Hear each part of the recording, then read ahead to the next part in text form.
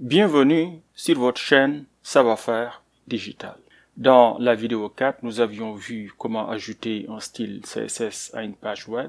Avec cette vidéo, nous allons apprendre à mettre en forme un texte dans un document HTML.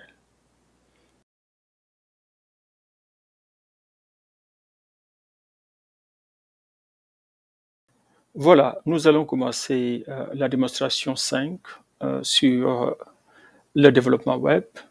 OK, et pour ce faire, nous allons d'abord changer d'éditeur parce que dans les vidéos précédentes, nous avons utilisé Notepad++ pour le début. Je pense que le moment est venu d'accélérer en fait la cadence et puis d'utiliser des outils beaucoup plus puissants. Et nous allons vous montrer, par exemple, aujourd'hui, comment vous pouvez utiliser l'éditeur ou bien l'environnement de développement intégré de Microsoft qui est Visual Studio Code. Donc, vous pouvez le télécharger. Donc, vous allez sur votre navigateur et puis vous tapez Visual Studio Code, OK, et puis voilà, et puis normalement, vous aurez le lien si vous avez fait une recherche Google. Donc, vous pouvez aller sur Docs si vous voulez lire en fait la documentation, ou bien si c'est seulement le téléchargement qui vous intéresse, vous pouvez tout simplement cliquer sur Download et puis télécharger l'application. Vous pouvez aussi cliquer sur le premier lien pour voir en fait la page d'accueil où vous pouvez télécharger la version qui vous convient.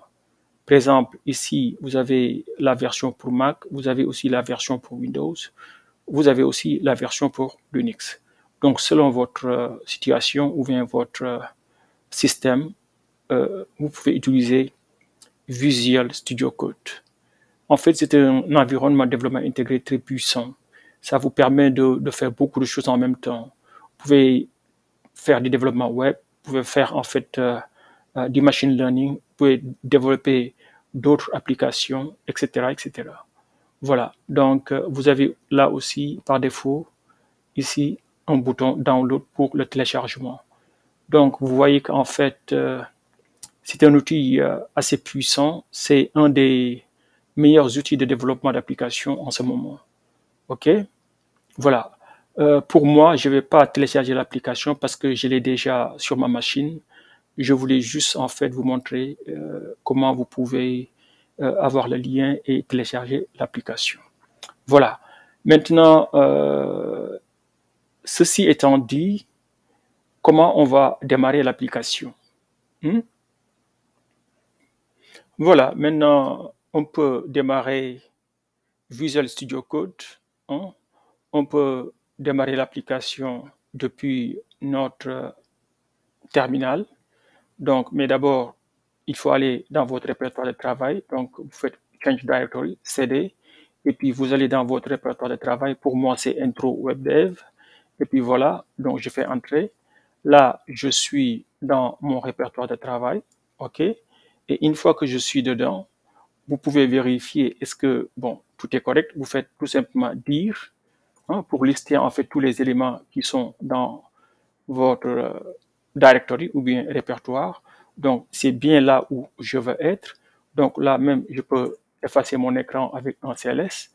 Et puis, là, maintenant, vous pouvez démarrer en fait Visual Studio Code. Donc, pour démarrer Visual Studio Code, c'est très simple. Vous faites code, OK? Et puis, vous mettez un point. Donc, c'est très simple. Ça veut dire quoi? Là, vous allez dire à Windows de démarrer Visual Studio Code. Le point veut dire vous l'ouvrez dans le répertoire où je suis. Parce que ce point-là représente en fait le répertoire là où vous êtes. OK? Et puis, vous appuyez sur Entrée. Donc, automatiquement, vous voyez en fait, comme je vous avais dit auparavant, si vous en fait arrangez vos fenêtres convenablement, vous voyez que maintenant que Visual Studio Code vient prendre en fait la place de votre terminal.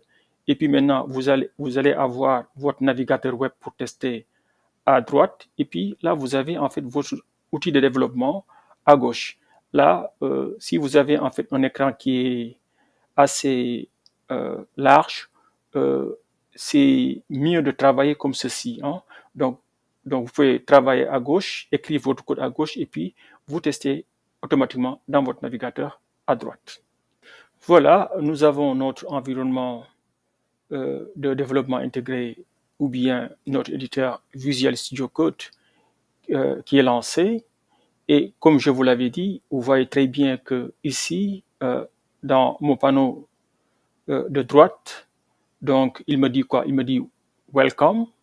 Donc là, je peux tout simplement en fait fermer le Welcome puisque je ne suis pas intéressé par cela. Maintenant, pour quelqu'un qui, pour la première fois, est sur l'application, il peut aller voir ce que l'application peut vous aider à faire. Mais pour nous, nous avons ouvert notre application dans notre répertoire de travail. Vous le voyez très bien. Le répertoire de travail maintenant, il est bien là. C'est Intro Web Dev. Et vous voyez qu'ici, il y a en fait un sous-répertoire qui contient en fait nos images, hein, vous vous rappelez. Et puis, il y a bon, tous les fichiers que nous avons faits jusqu'à présent. Et vous voyez bien que le dernier fichier que nous avions, c'était webdev-004.html. OK? Et vous voyez, en fait, bon, pour vous, je pense que pour la première fois, ce panneau-là peut être n'importe où, hein? Mais moi, je l'ai arrangé à droite. Donc, c'est comme vous voulez. Vous pouvez aussi arranger votre panneau vers la droite ou bien vers la gauche. Ça dépend. C'est comme vous voulez. Et puis, maintenant, vous voyez dans ce panneau-là vous permet de faire beaucoup de choses. Vous voyez qu'ici, il y a un bouton plus qui vous permet d'ajouter en fait un fichier. On va tester cela. Bon, si vous cliquez sur ça et puis vous faites test.txt,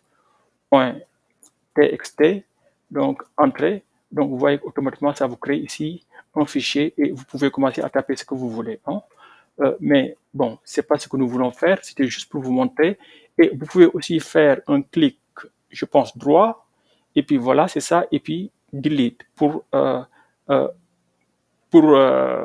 enlever en fait un fichier, hein. Et bon, là, il y a en fait la boîte de dialogue qui me dit est-ce que je veux vraiment enlever le fichier? Je lui dis oui, et vous voyez très bien que le fichier est parti. Donc, vous voyez qu'en fait, ça facilite le développement.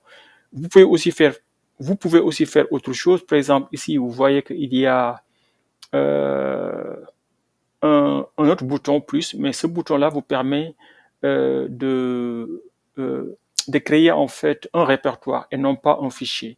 Par exemple, là, je peux cliquer sur ça et puis voilà, test.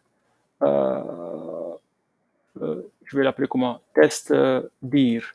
Par exemple, dir comme directory. Et puis voilà, vous voyez maintenant que maintenant, je peux faire un clic droit là-bas et puis créer maintenant un fichier à l'intérieur ou bien tout ce que je veux.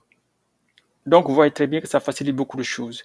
Donc là, je vais faire un clic droit encore et puis je vais encore enlever ce répertoire-là parce que nous n'avons pas besoin de ce répertoire-là.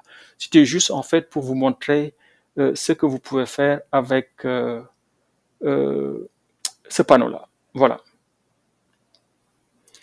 Donc, si vous voyez aussi ici à droite, hein, bon, ça c'est vous fermez complètement en fait le répertoire qui était ouvert. Vous pouvez aussi cliquer encore sur ça pour ouvrir encore votre répertoire. Donc, toujours sur le volet de droite, hein, ici, vous voyez qu'en fait, il y a plusieurs outils dans VS Code que nous allons voir progressivement un à un. Voilà, mais pour l'instant, on va se focaliser sur un outil puissant en fait de Visual Studio Code qui est le terminal intégré. Donc, vous voyez très bien que j'aime bien travailler avec le terminal. Et avant, qu'est-ce que j'avais? J'avais mon terminal qui est toujours ouvert à gauche et puis j'ai en fait mon code éditeur qui est ouvert à droite. Maintenant, vous voyez que la disposition a un peu changé. J'ai Visual Studio qui est à gauche et puis j'ai en fait mon navigateur qui est à droite pour tester. Maintenant, bon, ici, pourquoi j'ai fait ceci? J'ai fait ceci parce que mon terminal est maintenant intégré dans Visual Studio Code. OK? par exemple, si je clique sur en fait ce bouton-là, ça me permet en fait d'ouvrir en fait mon terminal. Je vais cliquer et vous voyez très bien qu'en fait là, j'ai mon terminal qui est là et j'ai, bon, je vais cliquer sur ça. Là, vous voyez qu'en fait, j'ai mes fichiers qui sont là. Hein. Si je veux, par exemple, ouvrir le dernier fichier sur lequel j'ai travaillé, qui est WebDev 004, je clique sur ça et vous voyez qu'en fait, mon fichier, il est là-bas. Mais en même temps, vous voyez que là, en bas, j'ai en fait mon terminal qui est là. Donc, vous voyez, en fait, ça me facilite le travail. Je n'ai plus besoin de quitter en fait mon éditeur pour aller vers mon terminal. Et par exemple, là, vous voyez très bien, si vous voyez ici, ce terminal-là avec lequel j'ai intégré Visual Studio Code, c'est pas un terminal Windows. Je ne sais pas si vous avez fait la remarque. Ça, c'est un terminal Unix. Hein? C'est un bash. OK? C'est un bash et je vais vous montrer, par exemple, pourquoi c'est un bash. Par exemple, si j'ai fait un dir, c'est pour lister. Bon, ici, ça marche parce que dir, ça marche avec Linux, ça marche aussi avec MS-DOS. OK? Donc là, j'ai fait un dir, je clique sur Entrée. Et Linux, la disposition des éléments est un peu différente. OK? Donc là, maintenant, je vais vous montrer pourquoi ça, c'est pas un terminal MS-DOS. Par exemple, vous savez très bien qu'avec MS-DOS, pour effacer votre écran, vous faites quoi? CLS. Hein? CLS comme quoi? Clear Screen. Avec Windows, c'est ça. Mais avec Unix, c'est pas CLS, right? Bon, essayons voir si je fais CLS pour essayer d'effacer mon écran. Est-ce que ça va marcher? Il me dit quoi? Command not found. Parce que ici, le terminal que je suis en train d'utiliser, c'est pas un terminal Windows, c'est un terminal Unix. Donc, vous voyez maintenant la puissance de Visual Studio Code. Pour Unix, pour effacer votre écran, c'est quoi? C'est clear, hein? Comme en anglais, effacer. Donc là, quand je fais ça, vous voyez très bien qu'en fait, mon terminal est effacé. Maintenant, vous voyez qu'ici, il y a un bouton plus. Je peux ajouter maintenant un autre terminal. Ça, c'est le bash que j'utilise par défaut. Donc, ça, c'est le command prompt ou bien, si vous voulez, le terminal de Windows ou bien MS-DOS. Je peux cliquer sur ça et vous voyez maintenant que ça, c'est le terminal de Windows. Et maintenant, là, quand je fais mon dir ici, vous voyez que la disposition est un peu différente hein, par rapport à Linux. OK? Et maintenant, ici, quand je fais CLS, parce que c'est Windows, c'est Clear Screen, ça va marcher. Maintenant, il y a aussi, si vous voulez, vous pouvez ajouter aussi ce qu'on appelle le PowerShell. Hein? Ça, c'est le PowerShell. Je vais vous montrer ça aussi. C'est un autre terminal Windows. En fait, l'avantage du PowerShell, si vous voulez, c'est en fait un command prompt Windows, mais des fois, vous pouvez utiliser des commandes aussi bien Unix que Windows. Par exemple, nous avons bien vu que Clear Screen ne marche pas sur la shell de Linux, mais bon, faisons un dire d'abord. Voilà, vous voyez, ça c'est toujours Windows, c'est le PowerShell de Windows, c'est toujours un terminal. Vous voyez aussi que ici la disposition ressemble un peu à la disposition de Linux, hein? Bon, certaines versions de Linux, disons. Et puis là, essayons de voir est-ce que Clear Screen marche. Normalement, ça doit marcher parce que c'est Windows. CLS, ça marche. Maintenant, je vais répéter le dire. Maintenant, est-ce que le clear de Linux va marcher aussi? Bon, essayons de voir. Ça marche. Évidemment, il vous suffit dans ce terminal que si vous maîtrisez un terminal, vous l'incorporez et puis vous travaillez avec. Mais puisqu'il y a des gens qui aiment travailler avec le terminal de Git, d'autres qui aiment travailler avec le terminal de MS-DOS, il y a d'autres qui veulent aussi travailler avec le terminal PowerShell. Donc, je vous montre ici les différentes possibilités. Vous pouvez aussi éliminer des terminaux, disons, que vous avez déjà ajoutés. Là, je vais enlever le PowerShell, par exemple. Là aussi, je vais enlever, par exemple, le command prompt ou bien le terminal de MS-DOS. Et vous voyez automatiquement il me reste ou bien le bash. Voilà, une autre caractéristique de Visual Studio Code, c'est l'intégration avec GitHub. OK? Donc, la plateforme GitHub est intégrée à VS Code. OK? GitHub est un service basé sur le cloud pour le développement de logiciels et le contrôle de version. Ainsi, il permet aux développeurs de collaborer et travailler ensemble sur le même projet. GitHub permet la sauvegarde et la gestion du code. GitHub permet aussi le suivi du code et le contrôle des modifications. Autre chose, VS Code permet aussi l'installation d'extensions supplémentaires. Ces extensions facilitent le processus de développement. OK?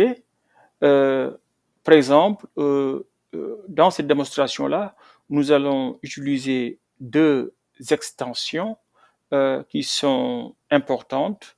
La première extension s'appelle HTML Boilerplate, qui fournit en fait des extraits de code automatiquement. Et l'autre extension s'appelle Live Server, qui nous permet de tester nos pages web sur un serveur local. OK? Donc, comme on l'a dit, ça, c'est le bouton pour l'intégration avec GitHub.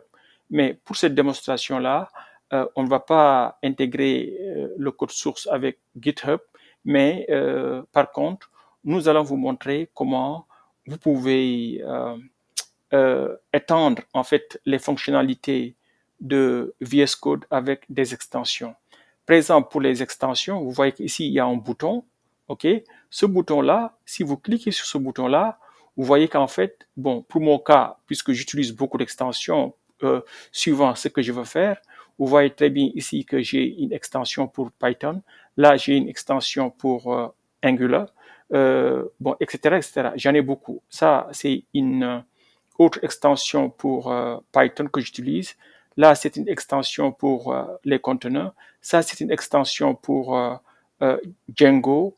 Ça, c'est une extension pour Docker, etc., etc. Donc, ça, c'est une extension pour Flask. Donc, vous voyez, et ça, c'est l'extension dont je vous parlais, que nous allons utiliser pour cette démonstration-là. C'est l'extension HTML Boilerplate. OK? Je pense qu'il y a aussi Live Server que j'ai ici, normalement. Live Server.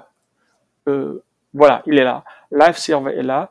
On va, pour cette démonstration-là, vous montrer comment utiliser Live Server et comment utiliser l'extension HTML Boilerplate. Voilà, maintenant on va créer en fait notre fichier WebDev 5 pour cette démonstration-là. Hein? Donc, bon, vous voyez très bien que ici notre fichier qui est ouvert, c'est le WebDev 4. Hein? C'est le fichier de la vidéo passée. Mais nous voulons créer en fait un nouveau fichier. Et bon, puisque j'ai déjà mon terminal qui est là ouvert et que je suis dans le répertoire qu'il faut, Intro WebDev, je peux tout juste créer en fait mon fichier ici. Donc, nous avons déjà vu que vous pouvez créer votre fichier avec ce bouton-là, si vous voulez. Hein. C'est possible. Il y a des gens qui aiment cliquer sur des choses et puis créer des... D'ailleurs, même ici, c'est très facile parce que vous cliquez sur le bouton et il vous demande votre nom de fichier. Vous pouvez le faire comme cela.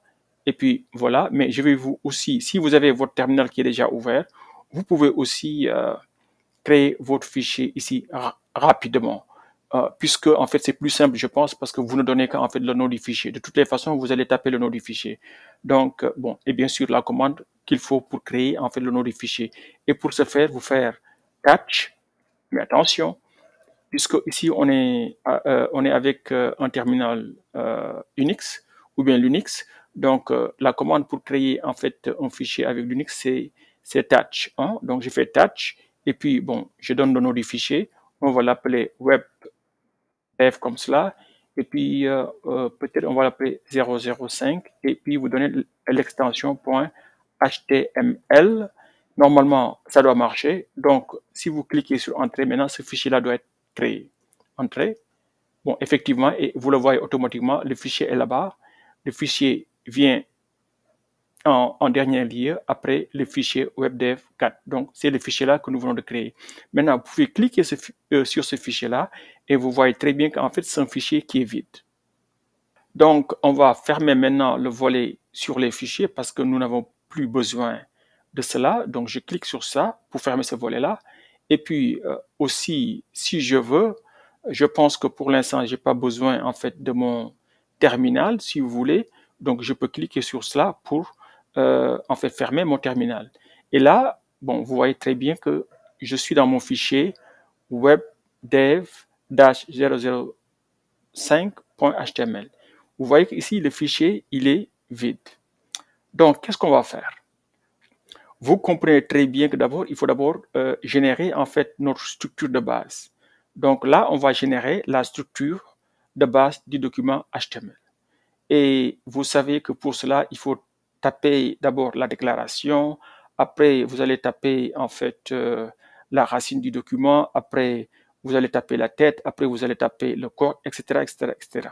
Il y a beaucoup de choses qui vont dans cette structure-là. Mais puisque la structure est standard, on n'a pas besoin de chaque fois recréer en fait la même chose. Donc, et c'est la raison pour laquelle, si vous utilisez en fait des outils de développement assez puissants, vous allez vite. Dans ce cas de figure-là où on veut juste créer en fait le document de base, ou bien ce qu'on appelle en anglais des templates, comment on peut faire ça de façon automatique. Donc, la première façon de faire, c'est d'utiliser en fait ce qu'on appelle le bang. Le bang, c'est tout simplement en fait le point d'exclamation. Donc, regardez bien ce qui va se passer ici. Quand je clique sur Shift et puis je clique sur mon point d'exclamation, bon, j'ai un clavier anglophone, mais pour vous, ça doit être la même chose. Appuyez sur le point d'exclamation. Automatiquement, VS Code vous demande qu'est-ce que vous voulez faire. Donc, vous voyez qu'il y a en fait deux options. La première option, c'est le premier choix. Donc, si je clique sur Entrée maintenant, regardez bien ce qui va se passer quand je clique sur Entrée. Voyez. Donc, automatiquement, VS Code, c'est ce que je veux créer. Il me crée en fait la structure fondamentale d'un document HTML. OK? OK? Donc, ça, c'est le document de base. Vous avez vu que ici, j'ai le doctype, qui est la déclaration du document HTML. C'est tout à fait normal parce qu'en fait, j'avais déjà, depuis la création du document, donné un point HTML. Donc, VS Code comprend que je veux créer un document HTML. Donc, ici, VS Code m'a donné en fait la racine du document et même mieux, il a donné ici un attribut, l'attribut langue égale English, mais bon, parce que je suis dans un pays anglophone, mais bon, on va changer cela pour en fait un autre pays, par exemple pour un pays francophone. Et même, on va même ajouter en fait le code du pays. On va voir cela dans cette démonstration-là. Et après quoi, VS Code m'a créé ici la tête du document, hein, le head. Donc après, dans le head, vous voyez, ça on le connaît très bien, c'est le title. Bon, ici, on va déjà changer ici. Nous allons l'appeler d'abord démon 5, parce que c'est la démonstration 5, parce que ça, c'est en fait le titre de notre document. Et il y a aussi ce que je vous disais, il y a ici les méta-informations qui sont dans la head. Si vous connaissez de quoi il s'agit, c'est bien. Si vous ne connaissez pas, c'est pas grave. Pour l'instant, sachez qu'en fait, ceci, c'est juste en fait ce qu'on appelle les méta-informations qui aussi doivent être dans la tête du document. Pour le premier, ou bien pour la première méta-information, c'est en fait le type de caractère. C'est UTF-8. Bon, en général, c'est ça. Ou bien, ça, c'est le viewport, mais on va voir ces détails-là prochainement. C'est pas le focus pour cette démonstration-là. Pour cette démonstration-là, l'intérêt ou bien les intérêts principaux, c'est les attributs et comment mettre en forme un document HTML ou bien le texte qui est dans un document HTML. Très bien. Voilà. Ça, c'est une façon, par exemple, de créer en fait la structure de votre document HTML très facilement. Voilà, je vous ai montré en fait une première façon de faire avec le bang. Maintenant, ou bien le point d'exclamation. Il y a aussi une autre façon de faire. Si vous avez l'extension HTML Boilerplate installée, vous pouvez aussi créer en fait la structure de base du document autrement. Bon, je vais aller encore vous montrer les extensions. Vous cliquez sur ça. Bon, pas Live Server. Quand je fais HTML, voilà, vous voyez cette extension-là qui s'appelle HTML Boilerplate. Je vais vous montrer. Yes, HTML Boilerplate. Ça, c'est une extension que j'ai déjà installée. Donc, pour vous aussi, il faudra bien installer HTML Boilerplate pour pouvoir faire ce que je vais vous montrer tout de suite. Bon, là, je vais aller sur... je peux même fermer ça. Voilà, je suis là. Hein, je vous ai déjà montré qu'on peut créer... Bon, je vais vous montrer encore. Vous faites point d'exclamation, entrée, et ça vous crée en fait votre document. Ou bien, si vous avez l'extension HTML Boilerplate, vous pouvez aussi faire HTML et vous mettre 2 points et vous mettre 5 ou bien 5. Et puis, vous cliquez sur Entrée, même chose. Vous voyez, là aussi, ça vous crée en fait la structure de base de votre document HTML. Vous voyez qu'en fait, ça vous fait gagner du temps. Vous n'avez pas besoin de taper tout cela. VS Code est assez intelligent pour savoir qu'en fait, vous voulez créer un document HTML de base et il vous permet de faire cela avec en fait des commandes très simples. Voilà, maintenant que nous avons notre document de base, nous allons nous focaliser en fait sur les attributs. OK? Donc, ce qu'il faut comprendre, c'est que les attributs HTML fournissent des informations supplémentaires sur les éléments. Les attributs sont toujours spécifiés dans la balise de début. Les attributs se présentent généralement sous la forme de paires, nom et valeur. OK? Donc, il y a d'abord le nom de l'attribut, après il y a un signe égal, et après on met la valeur de l'attribut. Par exemple, pour l'attribut langue, cet attribut-là déclare la langue de votre page web. Le code du pays peut également être ajouté au code de la langue dans l'attribut langue. Par exemple, ici, bon, par défaut, VS Code a défini la langue comme l'anglais, mais si vous voulez aussi, vous pouvez définir en fait votre langue comme le français si en fait la page se trouve dans un pays ou bien hébergée dans un pays francophone ou bien c'est une page francophone. Et pour ce faire, vous allez tout simplement écrire FR pour French et puis vous mettez un tiret par exemple et puis là vous mettez SN si le pays c'est le Sénégal. Maintenant que nous avons la structure de base de notre document HTML, on peut continuer notre démonstration. Donc, on peut maintenant ajouter notre style. Donc, pour le style du document, on va utiliser en fait le même style que celui que nous avons utilisé pour le document numéro 4. Donc, je vais mettre en fait mon style dans la tête du document comme nous avions fait dans la démonstration 4. Donc, je vais tout simplement copier et puis coller en fait mon style ici. Donc, vous voyez très bien, ça, vous comprenez de quoi il s'agit. Ça, c'est en fait la balise de début, ça, c'est la balise de fin, et puis ça, c'est le body.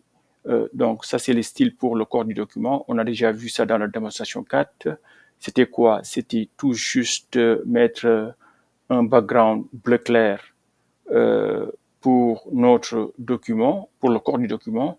Et puis ici, nous avions en fait l'entête H1 et H2, si nous avons des entêtes, de les mettre avec une couleur rouge, hein, et puis de centrer le texte. Et puis, s'il y a des paragraphes, il faut utiliser different family ou bien la police de caractère Verdana et puis la dimension 20 pixels. Ça, nous l'avons déjà vu dans la démonstration numéro 4. OK? Voilà, après le style, on peut continuer avec la construction du corps du document. Donc, je pense qu'ici, maintenant, on peut fermer le style. On n'a pas besoin de cela pour l'instant. Et pour continuer avec la construction du corps du document, je me place ici. Voilà. De quoi nous avons besoin ici?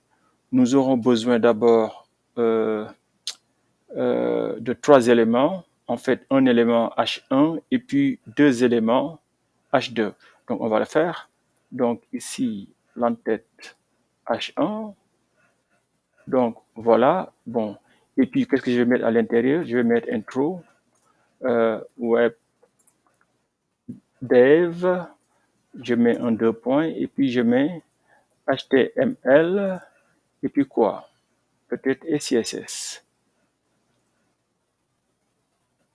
Voilà. Donc, ça, c'est en fait l'entête H1. J'aurais besoin de quoi d'autre? J'aurais besoin de l'entête H2. Comme cela. Voilà. Mais j'aurais besoin de 2 comme ça. Donc, je vais répliquer. Voilà. Et puis, qu'est-ce que je vais faire? Pour le premier, ce sera ce qu'on va faire, mise en forme de texte. Voilà. Et puis pour le deuxième, on va pratiquer comment préformater un texte. Donc, je vais l'appeler texte préformaté. Donc, ici, donc, texte préformaté, c'est en français. Donc, on aura besoin de E accent aigu 2 fois pour le premier E de près et pour le deuxième E accent aigu pour formater. Donc, si vous comprenez très bien, HTML a des symboles pour les langues latines. Donc, je vais faire près comme ça. Après, pour le E accent aigu, je mets un E commercial. Après, je mets E. Et automatiquement, ici, vous voyez qu'en fait, Visual Studio va vous aider. Il dit, OK, très bien. Vous avez un E commercial. Après, il y a un E. Donc, forcément, vous cherchez le E accent aigu ou bien E accent grave ou bien accent circonflexe, etc. Il y a plusieurs cas. Mais en fait, dans notre cas là, c'est le premier. C'est le acute avec le point et virgule. Donc, je valide. Donc, ça, vous n'allez pas voir ça pour l'instant, mais dans le navigateur, une fois qu'on lance notre serveur et qu'on visualise en fait cette page-là, vous allez voir comment en fait le navigateur va pouvoir visualiser ce symbole-là. Donc, ça, c'est prêt. Après, il faut mettre formater. Ah, bon, ici, c'est la même chose. On a besoin de accent aigu. Donc, je fais pareil. Donc, je mets un E commercial. Après, je mets E. Et puis, je valide. Donc, ça, c'est texte préformaté. Ça s'écrit comme ça. OK? Super. Voilà, avant d'aller plus loin, hein, on va tester si notre page est correcte pour l'instant. On va tester, mais je vois qu'en fait, ici, nous aurons besoin d'un espace ici. OK, très bien. Voilà, maintenant, on va tester si, en fait, notre page fonctionne correctement. Je vais sauvegarder d'abord. Et puis, pour cela, bon, on a déjà parlé de l'extension Live Server. En fait, c'est un serveur local. Bon, c'est une extension qui vous permet de créer un serveur local sur votre machine et tester vos pages web. Vous avez bien vu qu'avant, on testait tout simplement le fichier localement, mais si vous créez des applications plus complexes, il est plus sûr de tester en fait vos pages web avec un serveur. De toutes les façons, si vous créez un site web, à la fin de l'implémentation et puis après votre test, vous aurez besoin de déployer en fait votre application dans un serveur et puis les gens vont lancer des requêtes pour se connecter à votre site. Donc, il est plus prudent, c'est mieux de tester dans un serveur. Et c'est ce que nous allons faire maintenant. Voilà. Bon, je vais cliquer sur cela et puis vous allez voir que mon fichier il est là. C'est webdev5.html. Je peux faire un clic droit là-dessus et bon, si vous avez l'application ou bien l'extension Live Server, automatiquement VS Code vous demande ce que vous voulez faire. Et vous voyez ici, mon premier choix c'est quoi? C'est Open with Live Server. C'est-à-dire que je veux déployer cette page-là dans mon serveur local. Et je clique sur ça. Et si on a de la chance, ça doit marcher. Super, voilà, exactement. Donc, vous voyez à droite maintenant qu'automatiquement, mon serveur web a démarré. OK? Et puis, pour l'instant, dans notre page, nous avons en fait l'entête H1 qui est là, intro web dev, HTML et CSS, et puis il y a le H2 qui est là, ou bien l'entête H2, mise en forme de texte. Et puis, vous avez maintenant très bien vu que le texte préformaté avec E accent aigu, comme en français propre, est bien là, alors que vous avez bien vu que dans notre code, on a utilisé le et commercial avec le symbole qui représente le symbole HTML, bien sûr, qui représente E accent aigu, qui est et commercial, E acquit, point virgule. Voilà.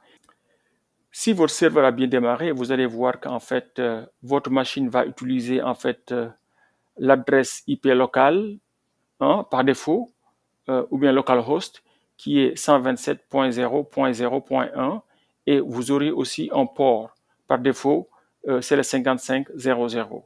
Et d'ailleurs même, Visual Studio Code vous dit qu'en fait, votre serveur a démarré et le port est 5500, et d'ailleurs, vous le voyez très bien ici.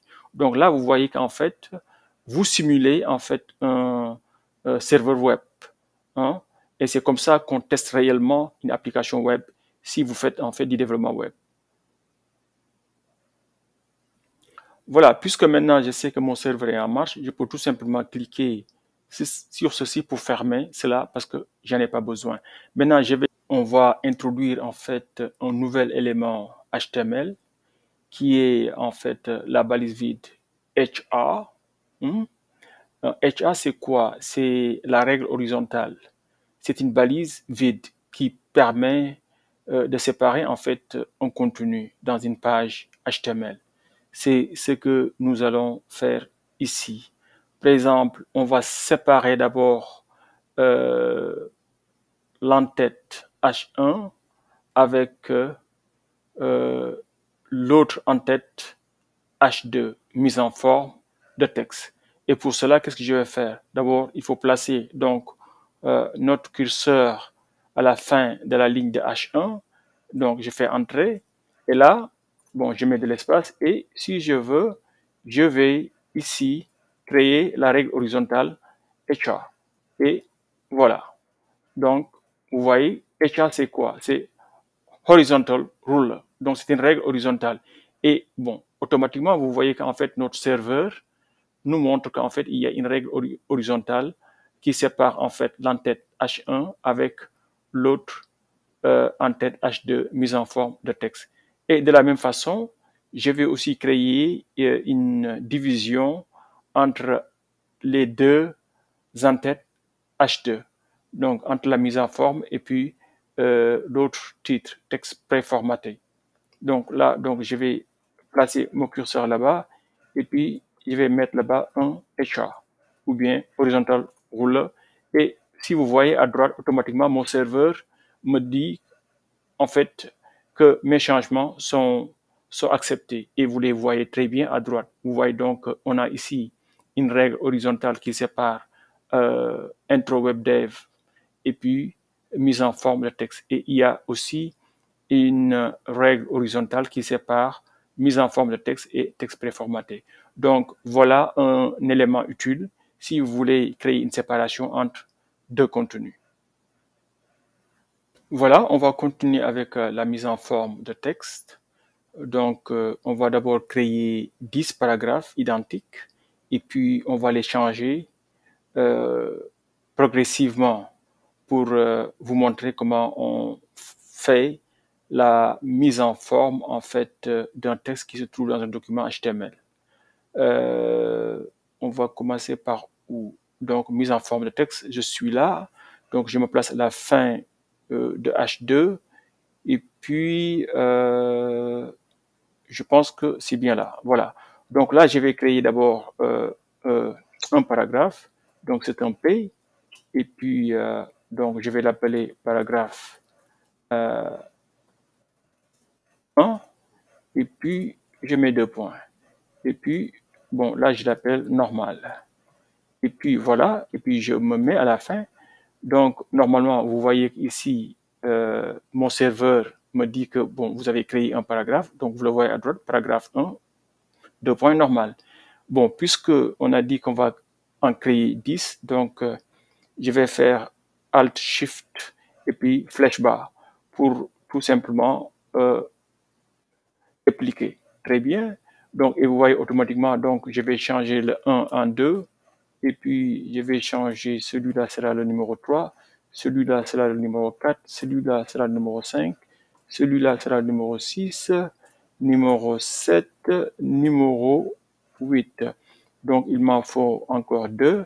Donc, là, je réplique. Donc, et celui-là sera le numéro 9. Et puis, le suivant sera le numéro 10. Pour l'instant, tout est correct. OK, très bien. Et normalement, voilà, mon serveur me dit paragraphe 1, paragraphe 2, 3, 4, etc., etc. Mais pour l'instant, tout est normal et vous voyez très bien qu'en fait, tous les paragraphes sont identiques. Mais ce n'est pas ce que nous voulons faire. Voilà, nous avons nos paragraphes, nous en avons 10 et nous allons les différencier en fait les uns par rapport aux autres. Donc, pour le premier, on va le laisser comme tel, c'est juste un paragraphe qui est normal, mais pour le deuxième, on va le changer. Par exemple, pour le paragraphe numéro 2, on va en fait le mettre en gras. On va le mettre en gras. Donc là, j'ai ajouté un texte en gras. Donc le paragraphe 2 doit être un texte en gras sans importance supplémentaire. OK? Donc vous voyez que une fois que je mets le texte là-bas pour décrire ce que je vais faire avec le paragraphe numéro 2, mon serveur en fait actualise en fait la page. Et vous voyez bien le résultat maintenant que bon, il y a ce texte-là sur la page. Donc maintenant, allons-y. Donc, comment mettre en gras un texte dans le langage HTML? Donc, pour cela, il y a en fait la balise B. B qui provient de l'anglais bold. OK? Donc, voilà.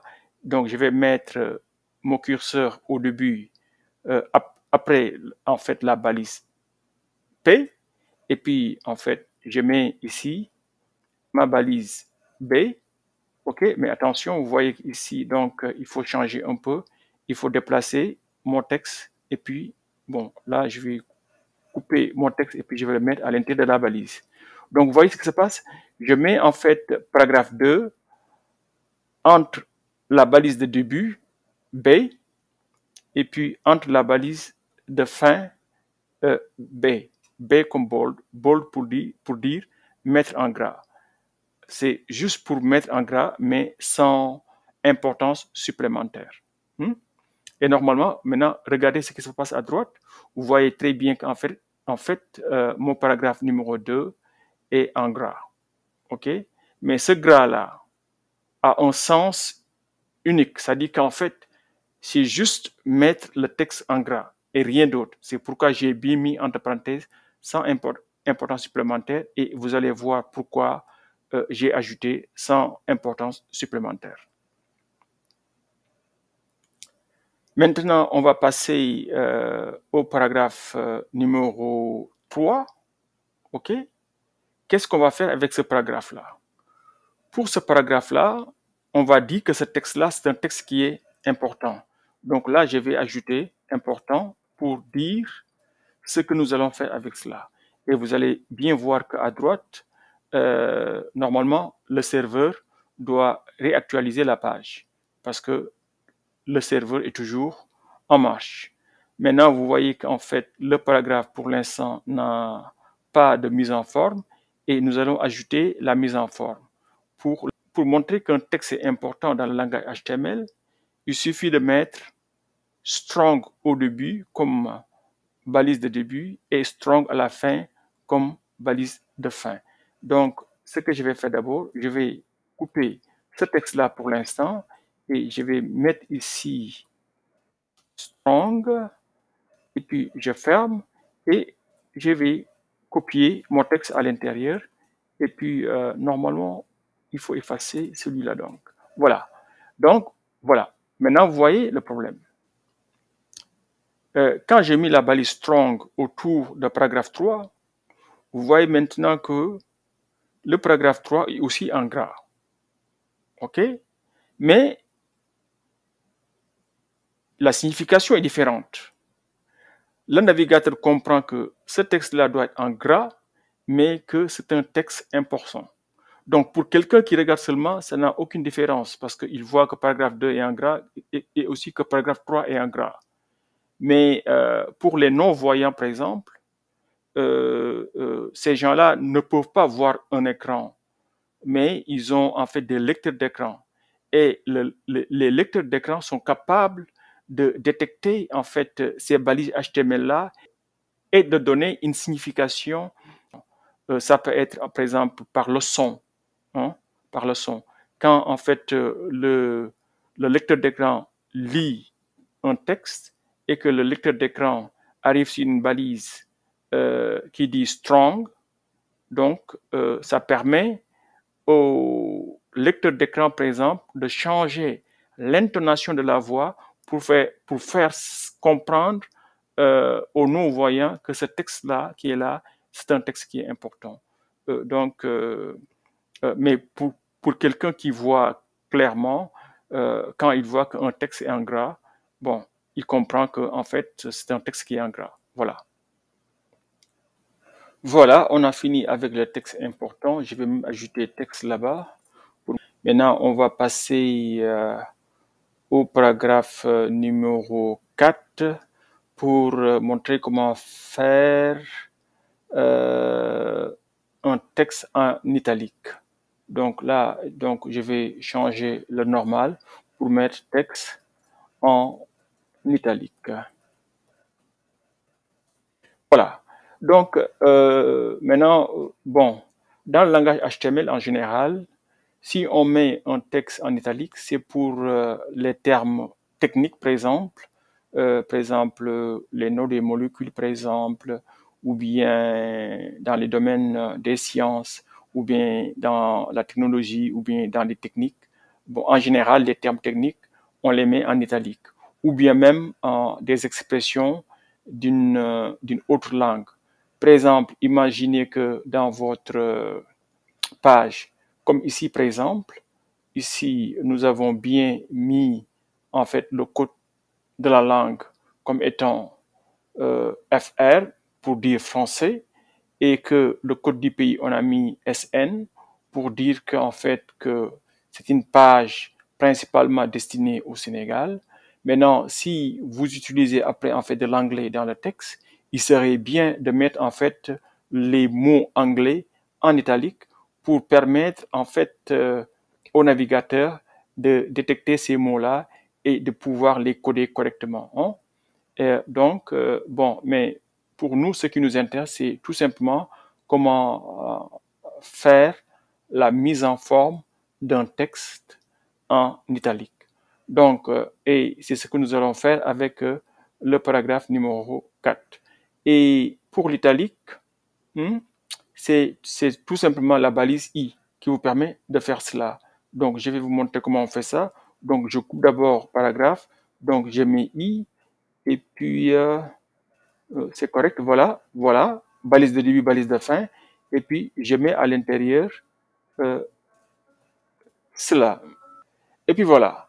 Donc normalement, maintenant, vous voyez très bien qu'en fait, paragraphe 4, maintenant, est en italique. Et vous voyez très bien, texte en italique est là-bas.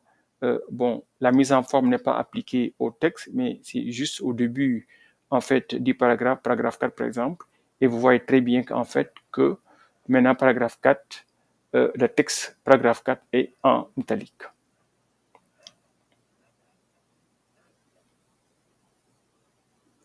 Maintenant, on va passer à la mise en forme du paragraphe numéro 5. Pour le paragraphe numéro 5, on va juste en fait accentuer en fait le texte. Hein? On va accentuer le texte. Ça aussi c'est utile pour les lecteurs d'écran. Donc paragraphe 5 c'est celui-là. Donc je vais ajouter ici un texte accentué pour un lecteur d'écran. Et normalement vous allez voir en fait le contenu de la page web qui sera réactualisé avec mon serveur qui est toujours en marche. Donc, le paragraphe 5, on va mettre la mise en forme, on va accentuer le texte. Pour accentuer un texte avec le langage HTML, donc c'est la balise EM. EM qui vient aussi de l'anglais emphasis. OK, donc là, je vais mettre ici EM, et puis je vais fermer, et puis bon, normalement, je vais déplacer ceci, donc, et puis je le mets à l'intérieur, parce qu'on veut faire la mise en forme de paragraphe 5. Et voilà. Là aussi, si vous avez bien remarqué, pour quelqu'un qui voit bien, quand vous regardez, par exemple, paragraphe 4 et paragraphe 5, vous pouvez vous dire qu'en fait, ils se ressemblent plus ou moins. C'est comme si paragraphe 5 était tout juste en fait un texte en italique. Hein?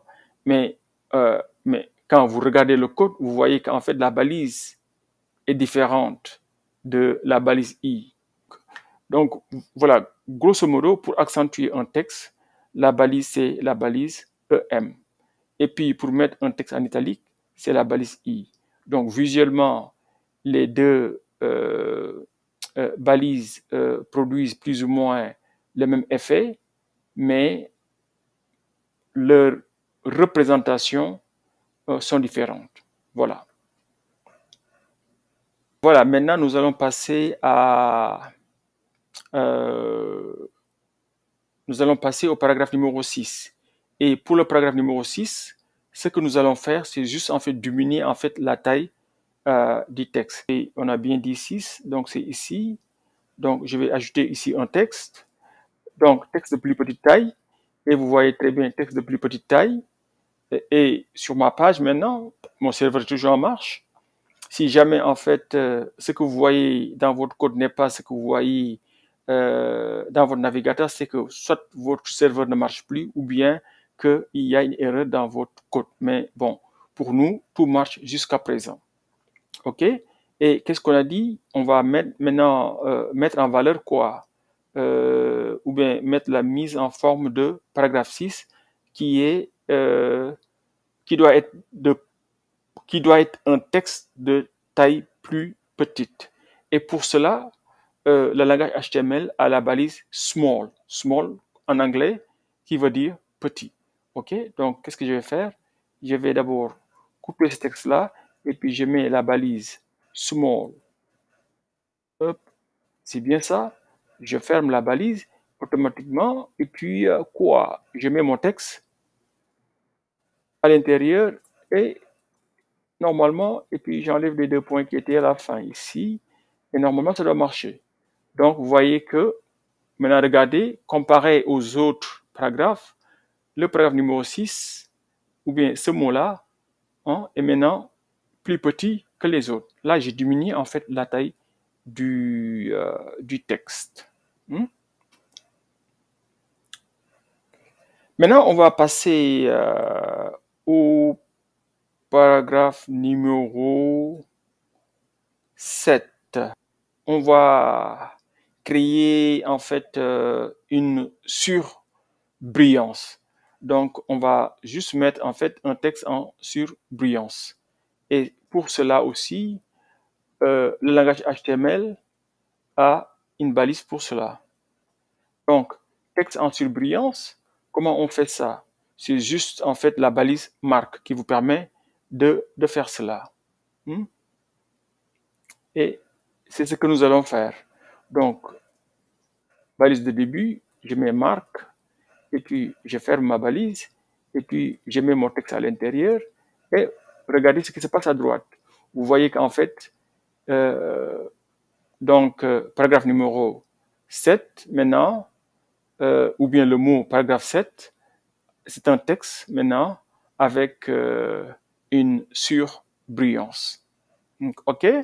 Maintenant, nous allons passer au paragraphe numéro 8. On va faire la suppression et l'ajout de texte. OK? Donc, ici, on va faire suppression et ajout de texte. Donc, on a dit, on va faire suppression et ajout de texte. Bon, imaginons si je n'avais pas ici un 8, mais disons, je vais mettre, je me suis trompé, j'ai répété paragraphe numéro 7, par exemple. Normalement, c'est pas 7, normalement, ça doit être paragraphe 8. Ça aussi, ça peut arriver dans un document. Imaginez que vous avez écrit un document longtemps et que vous avez publié sur le net. Bon, évidemment, vous pouvez tout simplement aller enlever ce que vous aviez mis là-bas et corriger la faute. Mais bon, maintenant, les utilisateurs qui vont venir après ne peuvent pas comprendre qu'en fait, il y avait autre chose là-bas. Mais si vous voulez laisser l'erreur, mais corriger l'erreur, c'est comme sur une feuille, par exemple. Si vous avez un texte, alors qu'il y a une erreur, qu'est-ce que vous faites? Vous barrez avec votre stylo et puis vous écrivez en haut. Donc, le langage HTML aussi vous permet de faire ces genres de corrections-là. Donc, pour la suppression, il suffit de faire en fait ce qu'on appelle un del ou bien delete. Donc, je vais vous montrer ça. Bon, attends. Je vais prendre ça. Je vais le couper d'abord. Et puis, je vais mettre mon del ici d'abord. Et puis, voilà. Et puis, je mets CTRL V. Voilà. Et puis, bon, voilà. Mais là, vous voyez qu'en fait, le del, le texte est là-bas, mais maintenant, le texte est barré. OK? Le texte est barré pour dire que ce texte-là doit être remplacé par quoi? Normalement, c'est quoi? C'est paragraphe 8. Donc, maintenant, je vais insérer la nouvelle chose. Donc, je fais ça. Insérer pour dire insert. Voilà, et là, je mets paragraphe. Et là, c'est bien 8. Et je mets mes deux points qui sont là. Et puis, je vais enlever ces deux points-là. Regardez ce que HTML fait. HTML va barrer paragraphe 7 et souligner paragraphe 8 pour dire qu'en fait, 7 a été enlevé, paragraphe 8 a été ajouté dans le document-là. Donc, quelqu'un qui regarde cela, il comprend ce qui se passe visuellement. Donc, il sait qu'il y avait une erreur, l'erreur est barrée et l'insertion qui est la nouvelle correction est soulignée. Donc, vous voyez qu'en fait, HTML vous permet de faire ces genres de choses-là. Donc là, suppression et ajout de texte, voilà comment on le fait avec le langage HTML. Maintenant, on va passer au paragraphe numéro 9 pour les indices.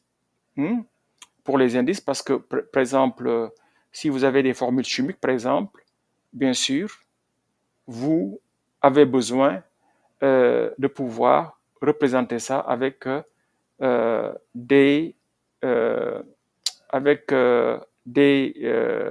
des indices. Par exemple, ici, je vais mettre paragraphe 9.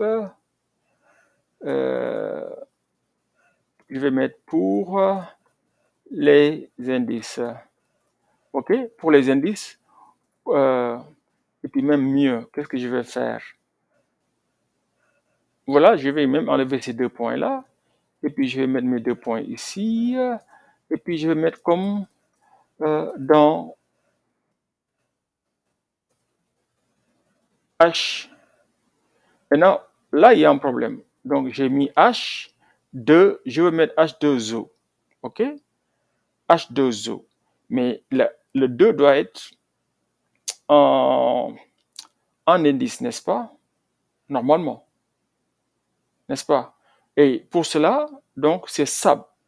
Sub, c'est sub comme cela. Et puis voilà. Et puis, je mets mon 2 à l'intérieur. Et puis maintenant, c'est seulement le 2 qui doit être en indice, non? Donc, je sors de là. Et puis, je mets mon O. Et normalement, voilà. Mon serveur me dit que, comme dans H2O, voilà. Voilà, on va finir avec le dernier paragraphe, le paragraphe 10. C'est pas un paragraphe normal, mais là-bas, on va mettre une équation, l'équation d'Einstein, E égale mc2.